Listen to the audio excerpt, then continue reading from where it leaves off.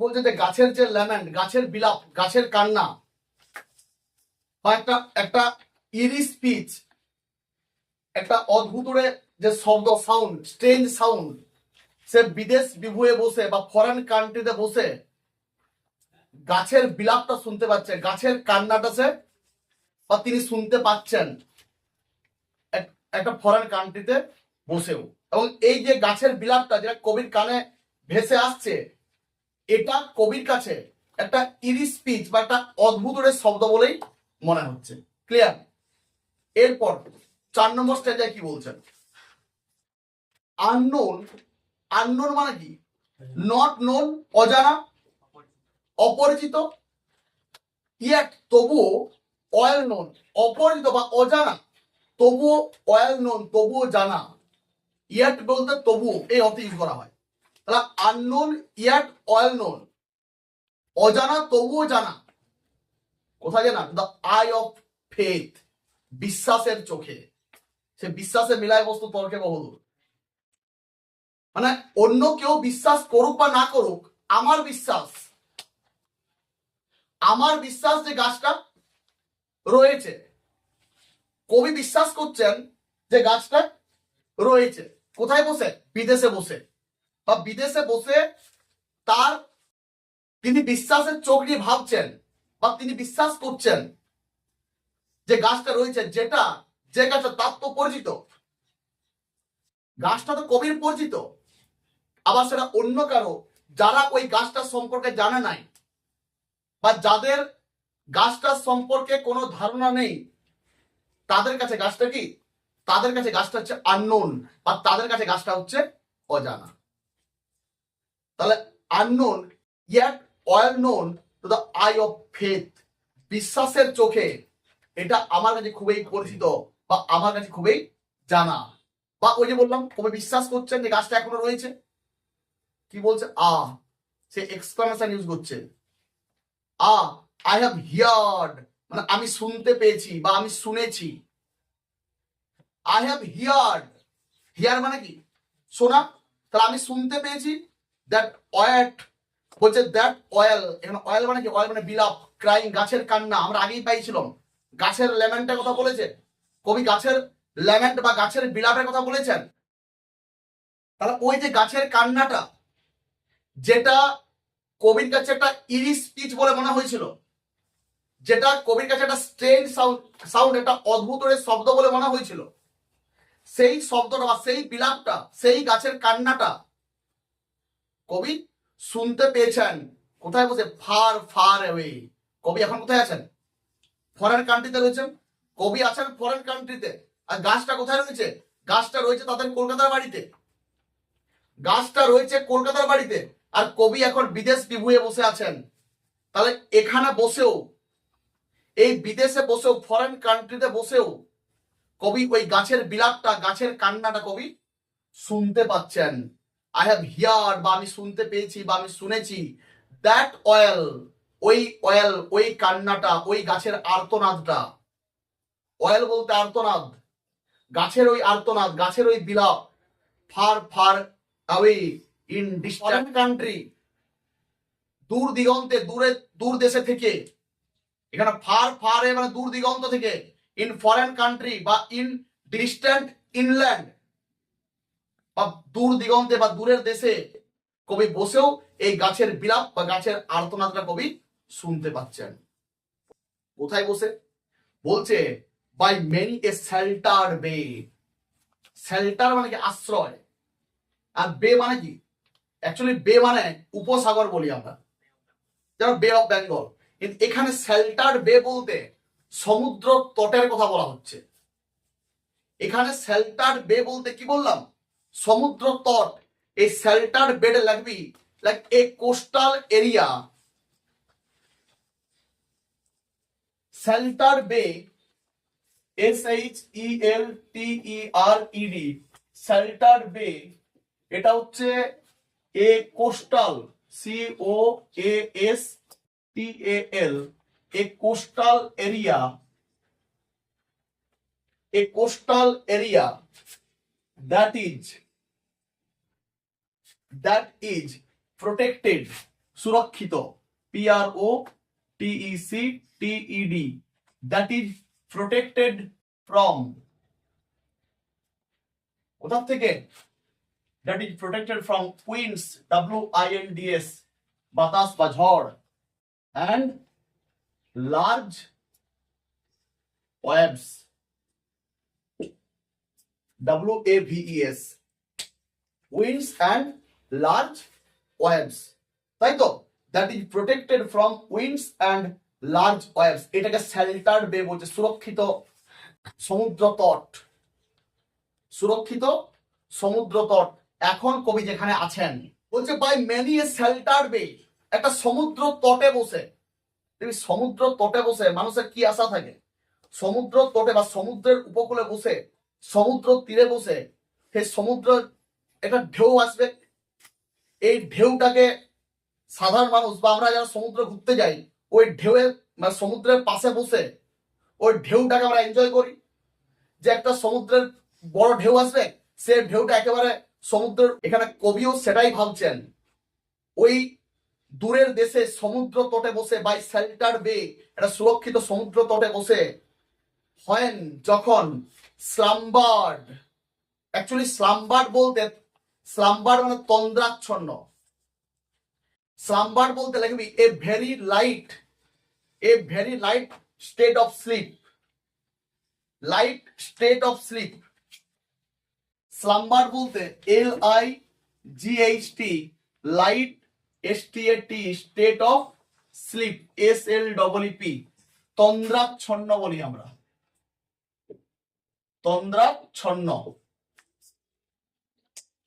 তন্দ্রাচ্ছন্ন বলি,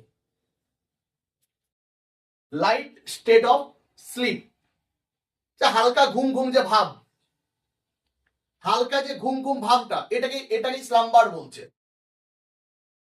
বা ঢুলে পড়া এটাকে বলি আমরা। কি বলছেন? বলছে when slumbered in his cave, যখন তার গুহাতে তন্দ্রাচ্ছন্ন অবস্থায় থাকে, ভালো করে বুঝবি, বলছে when slumbered in his cave, cave মানে গুহা, তাহলে যখন তার গুহাতে স্লাম্বার অবস্থায় থাকে, মানে কি তন্দ্রাচ্ছন্ন অবস্থায় থাকে বা ঘুমিয়ে থাকে, কে কে ঘুমিয়ে থাকে?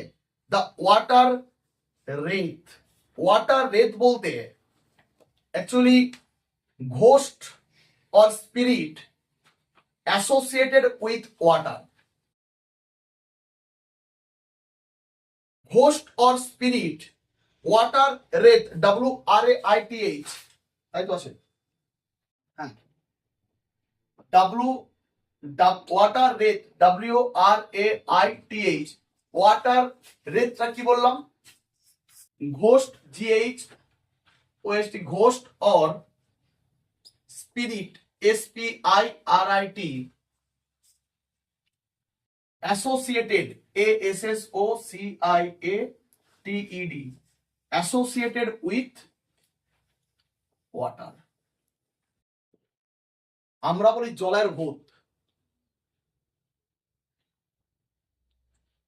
Ghost or spirit associated with water. কি বললাম এটাকে? জলের ভূত। এখানে জলের ভূত নয়, এখানে ওই ঢেউগুলোর কথা বলা হচ্ছে। আমি একটু আগে বললাম সমুদ্র উপকূলে যখন মানুষ থাকে, যারা সমুদ্রকে ঘুরতে যায়, দেখতে যায়, তারা এটা আশা করে যে সমুদ্রের ঢেউ, বড় বড় ঢেউ আছড়ে পড়বে, সমুদ্রের বড় বড় ঢেউ তীরে আছড়ে পড়বে, এটাই তো মানুষের আশা থাকে। কিন্তু এখানে কি হচ্ছে, যখন কবি সমুদ্র তটে থাকছেন বা কোনো একটা ইনল্যান্ডে থাকছেন, সেখানে কোনো যে কোনো সমুদ্র উপকূলবর্তী কোনো দেশ হতে পারে, যে কোনো দ্বীপ আইল্যান্ড, দ্বীপ দেশও হতে পারে, কোনো একটা, অনেক তো দ্বীপ দেশ রয়েছে। তাহলে কবিরও হয়তো আশা ছিল যে সমুদ্রের ঢেউ আছড়ে পড়বে, কিন্তু সেখানে কি হচ্ছে, সে ঢেউগুলো, ওই যে বলছে ওয়াটার রেথ, আমি বললাম যে ওয়াটার রেথ বলতে এখানে জলের ভূতগুলো বা জলের যে স্পিরিট গুলোর কথা বলা হচ্ছে, কিন্তু এখানে জলের স্পিরিট নয়, এখানে ওয়াটার রেট বলতে waves of the sea. Water rate মানে কি বললাম? ওয়াভ মানে কি? ওয়াভ মানে ঢেউ। তাহলে ওয়াভস অফ দ্য সি এগুলো পারলে লিখে নিবি। ওয়াটার রেট মানে বললাম যে waves of the WAVES, waves of the sea, সমুদ্রের যে ঢেউ, সেই ঢেউগুলোর কথা বলছে। তাহলে এখানে বলছেন যে যেন ওয়াটার রেট গুলো, জলের ভূতগুলো যেন ঘুমিয়ে পড়েছে। কোথায় ঘুমিয়ে পড়েছে? স্লাম্বার্ড হয়ে গেছে ইন হিজ কেভ, তার গুহাতে। জলের ভূতগুলো তার গুহাতে স্লাম্বার হয়ে গেছে বা তার গুহাতে ঘুমিয়ে পড়েছে। তার মানে কি? তার মানে সমুদ্রের যেরকম ঢেউ ওঠার কথা, সমুদ্রের সেই বড় বড় ঢেউগুলো কিন্তু আর আসছে নাই, সব একেবারে কি হয়ে গেছে? স্তিমিত হয়ে গেছে। সমুদ্রের বড় বড় ঢেউগুলো সব একেবারে শান্ত হয়ে গেছে, কাম হয়ে গেছে, কোয়াইট হয়ে গেছে। তার যে ভায়োলেন্স, যে রূপ চেহারা সমুদ্রের, সে ভয়ঙ্কর চেহারা কিন্তু এখন আর নাই। ওটাই বলেছেন কবি ঘুরিয়ে, যে ওয়াটার রেট গুলো, যারা জলের ভূতগুলো, স্পিরিট অফ ওয়াটার বা স্পিরিট অফ দ্য সি, এখানে বলো ওয়াভস অফ সি, যেন সব কি হয়েছে? গুহার মধ্যে ঘুমিয়ে পড়েছে, মানে সব শান্ত হয়ে গেছে। এখানে সমুদ্রের ঢেউটা ঘুমিয়ে পড়বে নাই, যেন শান্ত, স্তিমিত হয়ে গেছে, শান্ত হয়ে গেছে। কি বলছে দিয়ে? অ্যান্ড এবং দ্য ওয়াভস জেন্টলি কিসড, জেন্টলি মানে সফটলি, আলতো করে, ধীরে ধীরে, মৃদুভাবে, আর কিস্ট বলে চুম্বন করে। এবং যেন যদি সমুদ্রের বড় ঢেউ না আসে, যদি সমুদ্রের উত্তাল ঢেউ না আসে, তার মানে ঢেউটা নিচে নিচে আসবে। তাহলে যেরকম সমুদ্রের ঢেউটা সমুদ্র উপকূলে আছড়ে পড়ার কথা, সেভাবে সে আছড়ে না পড়ে একেবারে নিচে নিচে আসবে, ধীরে ধীরে আসবে। ঢেউটা আসবে, কিন্তু সে ধীরে ধীরে হয়তো সমুদ্র তীরে বা সমুদ্র তটের দিকে এগিয়ে আসবে। ওটাই বলেছেন যে ওয়েভস জেন্টলি কিসড। এবং এই যে সমুদ্রের ঢেউটা, এবং এই যে সমুদ্রের ঢেউগুলা কি করছে? আলতো ভাবে চুম্বন করছে। কোথায়? দ্য ক্লাসিক শোর। ক্লাসিক মানে ঐতিহ্যবাহী, আর শোর মানে কি? সমুদ্র তীর। ক্লাসিক শোর, ঐতিহ্যবাহী সমুদ্র তীরে। কোথাকার সমুদ্র তীর? Of France or Italy, France অথবা ইটালির সমুদ্র তীরে। ওই ঢেউটা বা ওই ঢেউগুলো ধীরে ধীরে এসে চুম্বন করবে বা সফটলি চুম্বন করবে, সফটলি কিস করবে। কোথায়? কোথায়? ফ্রান্স বা ইতালির সমুদ্র তীরে। ক্লিয়ার হয়েছে কি হয় নাই? বিনিথ দ্য মুন, চাঁদের নিচে। বিনিথ বলতে আন্ডার, নিচে। বিনিথ দ্য মুন, চাঁদের নিচে। পরে কি বলছেন? এন্ড হোয়েন, যখন, হোয়েন লেট ট্রান্স মানে হচ্ছে TRANCD, অ্যাকচুয়ালি TRANCD, ট্রান্স মানে হচ্ছে চামড হয়ে যাওয়া, CHARMED, চামড হয়ে যাওয়া। চাম মানে কি? মুগ্ধ হয়ে যাওয়া, অথবা স্পেল বাউন্ড, BOUND, মুগ্ধ হয়ে যাওয়া, চামড হয়ে যাওয়া। তাহলে কি বলেছেন? বলছে হোয়েন আর্থ লেট ট্রান্সড, যখন পুরো পৃথিবীটা ট্রান্সড হয়ে যাচ্ছে, পুরো পৃথিবীটা চামড হয়ে যাচ্ছে, পুরো পৃথিবীটা মুগ্ধ হয়ে যাচ্ছে। কিসে? ইনে ড্রিমলেস সুন।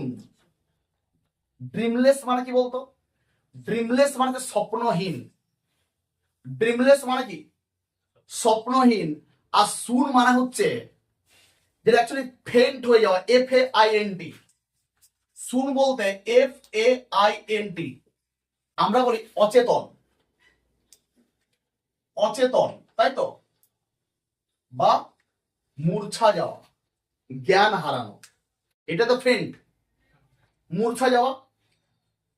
বলছে when earth let tranced, when earth let trans, যখন পুরো পৃথিবীটা চাঁদ হয়ে যায়, যখন পুরো পৃথিবীটা মুগ্ধ হয়ে যায়, ইন এ ড্রিমলেস সুন, এই মানে অ্যাকচুয়ালি কি, মানে এই যে পৃথিবী মুগ্ধ হয়ে তার মানে যেন তার চেতনা হারিয়ে ফেলে, মানে পৃথিবী এতটাই চাঁদ হয়ে যায়। এটা এটা ন্যাচারাল পরিবেশ তৈরি হচ্ছে তো এখানে, যেখানে সমুদ্রের একটা ঢেউ, চাঁদের নিচে যেখানে সমুদ্রের উত্তাল ঢেউ না এসে কি হচ্ছে, সেই ঢেউটা একেবারে স্তিমিত হয়ে যাচ্ছে, সেই ঢেউটা একেবারে কাম হয়ে যাচ্ছে, এবং ধীরে ধীরে এসে, এবং সেই ঢেউটা ধীরে ধীরে এসে সমুদ্র ক্লাসিক শোরে, কোথায় ক্লাসিক শোর, ফ্রান্স বা ইতালির যে সমুদ্র তীর, সেখানে এসে জেন্টলি কিস করছে, চুম্বন করছে। এটা দেখে পুরো আর্থ যেন কি হয়ে যাচ্ছে, চাঁদ হয়ে যাচ্ছে, পুরো পৃথিবী যেন মুগ্ধ হয়ে যাচ্ছে, মানে পৃথিবী এতটাই মুগ্ধ হয়ে যাচ্ছে, পৃথিবী এতটাই স্পেলবাউন্ড হয়ে যাচ্ছে, পৃথিবী এতটাই চাঁদ হয়ে যাচ্ছে, যেন সে তার চেতনা হারিয়ে ফেলছে। পৃথিবী যেন একেবারে ফেন্ট হয়ে যাচ্ছে, যেন সেন্সলেস হয়ে যাচ্ছে, একটা মানে অচেতন অবস্থায় চলে আসছে, তাই তো, সে জ্ঞান হারিয়ে ফেলছে, অ্যাকচুয়ালি মূর্ছা হয়ে যাচ্ছে। পরে কি বলছে, দি বলছে অ্যান্ড এভরি টাইম, প্রত্যেকবার, every time the music rose, every time the music rose, প্রত্যেকবার কি হয়, গান বেজে ওঠে, প্রত্যেকবার গান বেজে ওঠে। Before before mind inner vision, বলছে বিফোর মাইন্ড ইনার ভিশন রোজ এ সাবলাইম, অ্যাকচুয়ালি ফর্ম সাবলাইম বলতে, একটা সাবলাইম বলতে অ্যাকচুয়ালি বিউটি, সৌন্দর্য।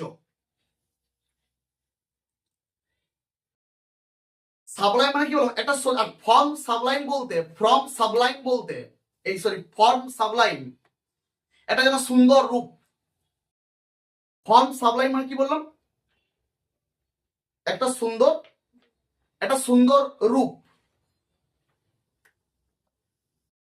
তাহলে বলছে যে বিফোর মাইন্ড ইনার ভিশন, মানে আমার অন্তর্দৃষ্টির সামনে, ইনার ভিশন মানে কি, অন্তর্দৃষ্টি, বলছে আমার অন্তর্দৃষ্টির সামনে রোজ জেগে ওঠে, ভেসে ওঠে, কি ভেসে ওঠে, এ ফর্ম সাবলাইম, একটা সুন্দর রূপ। আমার অন্তর্দৃষ্টির সামনে একটা সুন্দর রূপ যেন ভেসে উঠছে।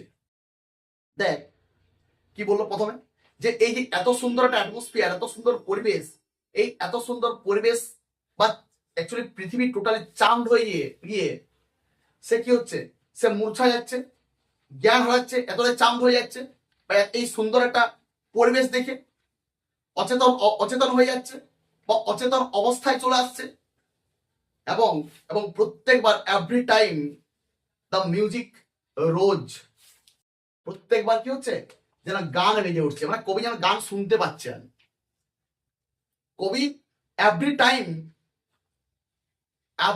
যেন কবি গান শুনতে পাচ্ছেন। এবং বিফোর মাই ইনার ভিশন, বিফোর মানে আগে, তাহলে আমার অন্তর্দৃষ্টির সামনে, বা অ্যাকচুয়ালি সামনে, বিফোর মিনস, তাহলে আমার অন্তর্দৃষ্টির সামনে রোজ ভেসে ওঠে, কি ভেসে ওঠে বা কি জেগে ওঠে, এ ফর্ম সাবলাইম, একটা সুন্দর রূপ। কবির অন্তর্দৃষ্টির সামনে যেন একটা সুন্দর রূপ জেগে ওঠে, বা যেন একটা সুন্দর রূপ ভেসে ওঠে।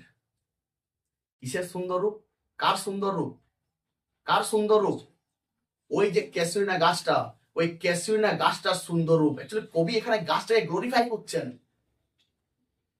কবি এখানে গাছটাকে গ্লোরিফাই করছেন, কবি গাছটার সৌন্দর্যতা বোঝাচ্ছেন রিডারদের, পাঠকদের। তাহলে যেন আমার সামনে বা বিফোর আমার অন্তর্দৃষ্টির সামনে একটা সুন্দর রূপ ভেসে ওঠে, ফর্ম সাবলাইম, এটা beautiful form of the tree, গাছটার কবির চোখের সামনে যেন ভেসে উঠছে, অর্থাৎ যেন কবি প্রত্যেকটা মুহূর্তে ওই গাছটাকে তার চোখের সামনে দেখতে পাচ্ছেন। যেগুলো আমাদের স্মৃতি হয়ে থেকে যায়, চোখের সামনে বারবার সেগুলো ভেসে ভেসে ওঠে। যখনই মনে পড়ে যেন পুরো ঘটনাগুলো আমাদের চোখের সামনে ভেসে ওঠে। এখানে ওই গাছটা, কারণ গাছটা তো কবির মানে একেবারে প্রাণের প্রিয়। কারণ ওই গাছটা তার সমস্ত স্মৃতি বলতে তার যে কোম্পানিয়ন্স, তার ভাই বোন অবজুদত্ত এবং অরুদত্ত, তার স্মৃতি ওই গাছটার মধ্যে রয়েছে। যেন ওরা তার ভাই বোন যেন ওই গাছটার সাথে মিশে গেছে। তাই ওদেরকে গাছটাকে দেখলেই যেন কবির ভাই বোনের কথা মনে পড়ে যায় এবং তারপর তার চোখ থেকে জল চলে আসে। আমরা এই লাইনগুলো পাইছিলাম তো। তাহলে এখানে এই গাছটার যে সুন্দর রূপ বা গাছটার সৌন্দর্যতার কথা কবি আমাদের বলেছেন। দেখ তারপরেই বলেছে যে ফর্ম সাবলাইম, দাই ফর্ম ও ট্রি, দাই ফর্ম ও ট্রি, তোমার ফর্ম বলতে ইয়োর ফর্ম অফ বিউটি। দাই এগুলো হচ্ছে আর্কেইক ওয়ার্ড, পুরনো শব্দ। দাই, দাও, দি, তাই তো। আবার আছে আর্ট, ART, আর্ট। আবার আমরা ইউজ করি অপ্ট, OFT, অপ্ট। দাই মানে কি? দাই মানে ইউর। দাও মানে কি? দাও মানে ইউ। দি মানে ইউ। আর্ট মিন্স হচ্ছে ARE। আর অপ মিন্স হচ্ছে অফেন, OFTEN। এগুলো হচ্ছে আর্কেইক ওয়ার্ড, পুরানো শব্দ। আগেকার দিনে এই ওয়ার্ডগুলো ইউজ করা হতো। এই যে এই ওয়ার্ডগুলো দাই, দাও, দি, আর্ট, অপ্ট, এই ওয়ার্ডগুলোর ব্যবহার আগেকার দিনে ছিল। কিন্তু এখন আমরা এই ওয়ার্ডগুলোর আর ব্যবহার করিনি, প্রাচীন হয়ে গেছে ওয়ার্ডগুলো। এখন আমরা এইগুলোর ব্যবহার করি। দাই মানে ইয়োর, দাই পেন, ইয়োর পেন। শেক্সপিয়ার কবিতা আছে, shall I compare thee to a summer day? Thee means you. Shall I compare thee? Sonnet number 18। আগে সিলেবাসে ছিল এটা, হয়েছে। তাহলে কি বলছে? দাই ফর্ম, অ্যাকচুয়ালি কার ফর্মের কথা বলা হচ্ছে? ও ট্রি, গাছকে বলছেন। অর্থাৎ ইয়োর ফর্ম অফ বিউটি, মানে ইয়োর বিউটিফুল ফর্ম। গাছটার সুন্দর যে রূপ, সেই গাছটার সুন্দর রূপের কথা কবি এখানে বলেছেন। গাছটার সুন্দর রূপের কথা কবি এখানে বলেছেন। Thy form o tree as in my happy prime.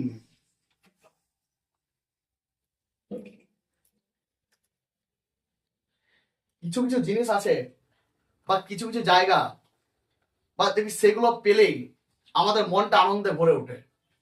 বা আমরা সেই জায়গা বা যদি সেই জায়গাকে আমরা যাই, তবে আমরা অনেকটা মানে হ্যাপি ফিল করি।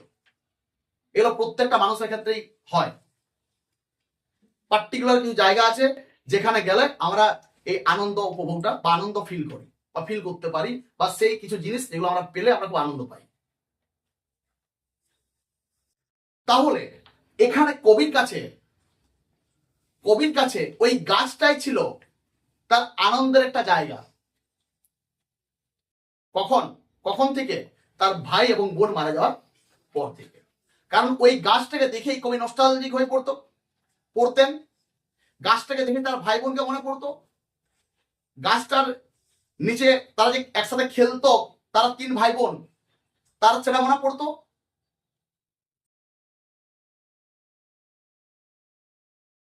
তাহলে গাছটাকে কবি বলছেন যে দাই ফর্ম ও ট্রি, আর তো বিউটিফুল ফর্ম, তার সুন্দর রূপের কথা কবি বলছেন। তারপর বলছেন as in my happy prime. Happy prime means actually prime ওয়ার্ডটা PRIME, এখানে প্রাইম ওয়ার্ডটা টাইম অর্থে ইউজ করেছেন। প্রাইম শব্দটা কবি এখানে টাইম অর্থে ইউজ করেছেন। সময়, সুখের সময়, আনন্দের সময়। কি বলেছেন? যে as in my happy prime, মানে আমার সুখের শ্রেষ্ঠ সময়। গাছটাই তো ছিল, গাছটা তো কবির আনন্দের একমাত্র জায়গা ছিল, এটাই বলেছেন যে দাই for tree as in my happy prime, আমার সুখের একটা শ্রেষ্ঠ সময় বা আনন্দের সেরা সময়। পরে কি বলেছেন যে আই স দি, আমি তোমাকে দেখেছি। দি মিনস যে একটু আগে বললাম thee means you, thee means you, তাই তো? এটা হচ্ছে আর্কেইক ওয়ার্ড দিটা। তাহলে I saw thee in my own loved native clime. এখন কবি কোথায় রয়েছেন? এখন কবি ফরেন কান্ট্রিতে রয়েছেন। ফরেন কান্ট্রিতে বসে, বিদেশে বসে কবি কবিতা লিখছেন। কেন? কারণ তিনি বিদেশে বসেও ওই গাছটাকে কোনো মতেই ভুলতে পারছেন নাই। গাছের যে শব্দ, গাছের যে ল্যামেন্ট, গাছের যে বিলাপ যেন বারবার তার কানে এসে ভাসছে, এবং তার চোখের সামনে যেন গাছটা বারবার স্মৃতি হয়ে চলে আসছে। তাহলে এই গাছটাকে কবি বলছেন যে ইন মাই হ্যাপি প্রাইম, মানে এটাই তার একটা সুখের সময় ছিল। এবং বা as in my happy prime, আমার সুখের সময়ে, as in my happy prime কি বলেছে? যে আমার সুখের সময়ে আই স দি, আমার সুখের সময় বলতে যখন কবি তার নেটিভ ল্যান্ডে ছিলেন, অর্থাৎ যখন তিনি ইন্ডিয়াতে কলকাতার বাড়িতে ছিলেন। সুখের সময় বলতে বললাম যে যখন কবি তার কলকাতার বাড়িতে ছিলেন, তখন তার ভাই বোনের সাথে গাছের নিচে কাটানো সুন্দর মুহূর্তগুলোর কথা বলছেন। সুখের সময় বলতে তার কলকাতার বাড়িতে, অ্যাকচুয়ালি যেখানে কেশরিনা গাছটা ছিল, সেখানে ওই গাছের নিচে তার ভাই বোনের সাথে কাটানো শ্রেষ্ঠ সময় বা সুখের সময়ের কথা কবি আমাদের বলছেন। তাহলে as in my happy prime, আমার সুখের সময় আই স দি, আমি তোমাকে দেখেছিলাম বা আমি তোমার সাথে এনজয় করেছিলাম আমার ভাই বোনকে নিয়ে। কোথায়? In my own loved native clime. Clime means হচ্ছে ক্লাইমেট। ক্লাইম মিনস কি বললাম? ক্লাইম মিনস হচ্ছে ক্লাইমেট। অ্যাকচুয়ালি ক্লাইমেট নয়, এখানে নেটিভ ক্লাইম বলতে নেটিভ ল্যান্ড। কি বললাম? যে এখানে নেটিভ ক্লাইম বলতে কি বললাম? নেটিভ ল্যান্ডের কথা বলা হচ্ছে। NATIV, নেটিভ ল্যান্ড বা নেটিভ কান্ট্রি। নেটিভ ল্যান্ড বা নেটিভ কান্ট্রি, COUNTRY, নিজের দেশ। একটা ফরেন, তার বিপরীত হয় নেটিভ। নেটিভ বলতে নিজের দেশকে বোঝানো হয়, আর ফরেন কান্ট্রি মানে কি? বিদেশ। আর দেখ, গাছটা কোথায় ছিল? গাছটা তার দেশের বাড়িতে ছিল, কলকাতার বাড়িতে। তাহলে বলছে ইন মাই ওন, আমার নিজের লাভ মানে কি? প্রিয়, ভালোবাসার নেটিভ ক্লাইমে, আমার নিজের প্রিয় ভালোবাসার দেশে। তার এখানে ভালোবাসার দেশ বলতে তার ইন্ডিয়াকে বোঝানো হচ্ছে। ভালোবাসার দেশ বলতে তার ইন্ডিয়া, ভারতের কথা বলা হচ্ছে। তাহলে সেখানে আমি তোমাকে দেখেছিলাম আমার সুখের সময়ে। অর্থাৎ ওই যে বললাম সুখের সময় বলতে যখন তার ভাই বোন তার সাথে ছিল সে সময়, বা যখন সে দেশের বাড়িতে ছিল, তখন আমি তোমাকে দেখেছিলাম, বা আমি তখন তোমার সাথে টাইম স্পেন্ড করেছিলাম, সময় কাটিয়েছিলাম, বা আমার সুখের সময়গুলো তখন আমি তোমার সাথে কাটিয়েছিলাম। অ্যাকচুয়ালি দেখ, এই গাছটা কবির যে অতীত লাইফ, পাস্ট লাইফ, এবং তার যে মানে তার অতীত জীবন এবং তার যে মানে মাতৃভূমি, অতীত জীবন বা তার মাতৃভূমি, তার সাথে একটা গভীর সংযোগের প্রতীক। তার অতীত জীবন এবং বলুন তার যে মাতৃভূমি, মাদারল্যান্ড বলতে ইন্ডিয়া, তার সাথে সংযোগের প্রতীককে এই গাছটা, সেই হিসাবে এখানে দেখানো হয়েছে।